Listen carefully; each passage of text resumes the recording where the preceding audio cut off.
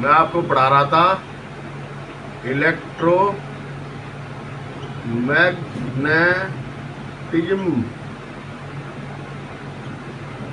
इसके अंदर हमने आपको बताया था कि इस तरह से इलेक्ट्रिसिटी जब फ्लो होती है तो उसके चारों एक मैग्नेटिक फील्ड बन जाती है।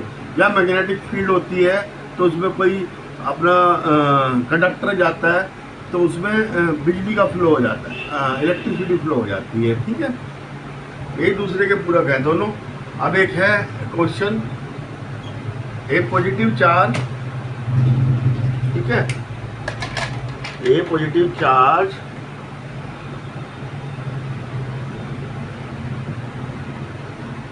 इज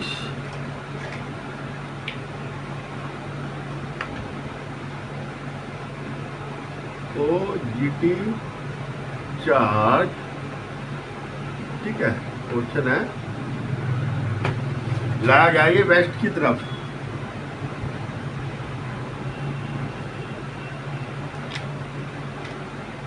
ये नॉर्थ साउथ ईस्ट वेस्ट, ये आपको पहले ये बनाना है देखने के लिए। लाया गया ये वेस्ट की तरफ मैग्नेटिक फील्ड में।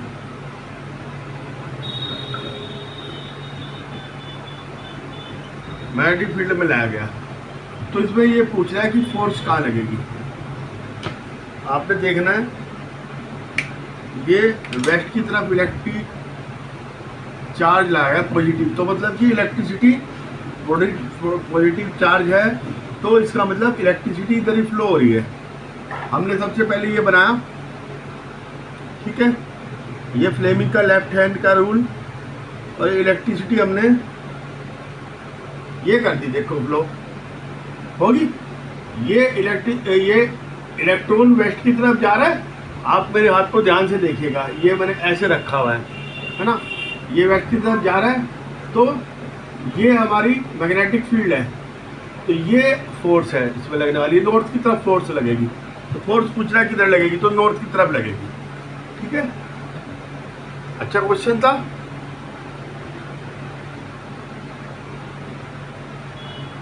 और डायरेक्शन करंट टुवर्ड वेस्ट, ठीक है, electric supply toward the west. इस वाले क्वेश्चन के अंदर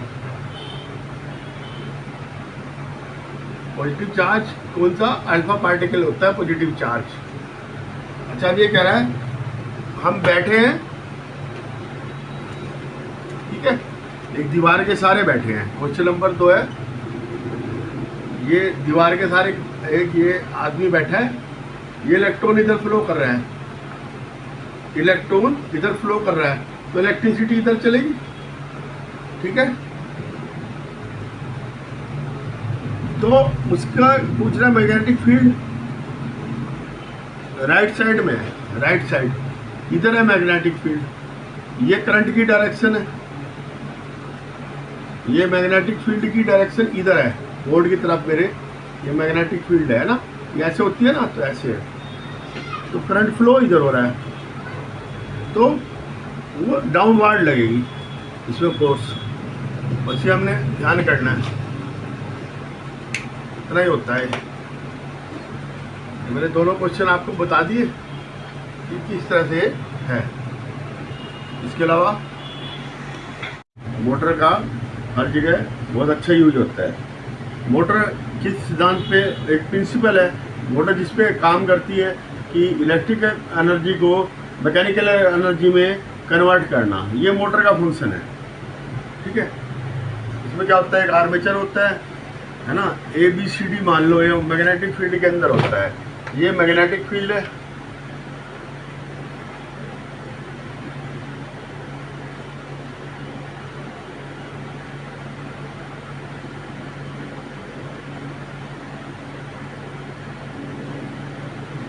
इसमें आर्मेचर होता है,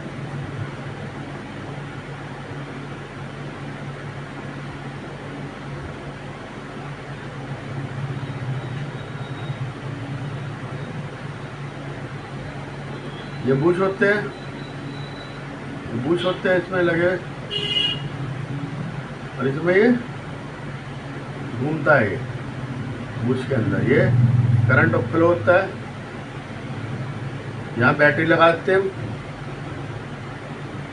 plus minus plus minus plus minus, ये करंट दौड़ता है, ये जाता है, ये गया, ये गया, ये गया, ये गया, करंट दौड़ेगा। ये एन है, ये एस है, ये मैग्नेट है, बुश है।